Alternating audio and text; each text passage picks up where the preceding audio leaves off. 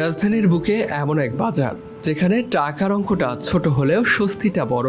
10 টাকায় 1 ভাগা সবজি, 30 টাকায় 1 হালি ডিম, আর মাত্র 100 টাকাতেই ব্যাগ ভর্তি বাজার। নিত্যদিন হরেক রকম বাজার লাগে। সেসব বাজার করতে যেখানে হিমশিম খাচ্ছে মধ্যবিত্ত সহ উচ্চবিত্তরা, সেখানে নিম্ন আয়ের মানুষরাই বা চলছে কিভাবে?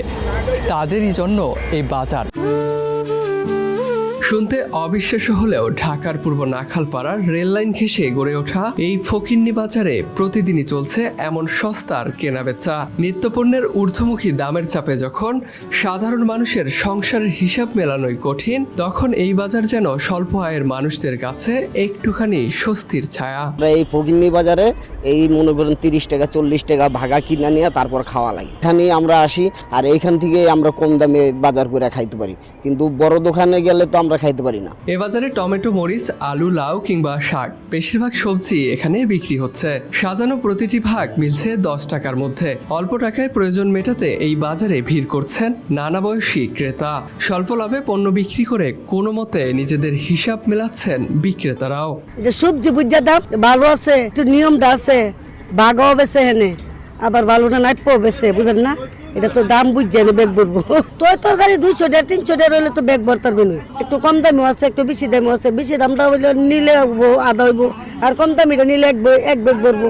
বড় লোক গরিব দুর্নী সব দেয় আলা দিলে 100 টাকা হইলে মনে করো হাফ বাজার 200 টাকা ফুল বাজার লিয়ে যেতে পারে, দুদিন হারা চলতে পারে। শুরুতে টোকাই ও নিম্ন আয়ের কয়েকজন নারী বিভিন্ন জায়গা থেকে পণ্য সংগ্রহ করে এনে কম দামে বিক্রি করতেন। পরে অন্য বাজারে অবিকৃত পণ্য এখানে আসতে শুরু করে। ধীরে ধীরে গড়ে ওঠে বাজার, আর মানুষের মুখে মুখেই নাম হয়ে দাঁড়ায় ফকিন্নি বাজার।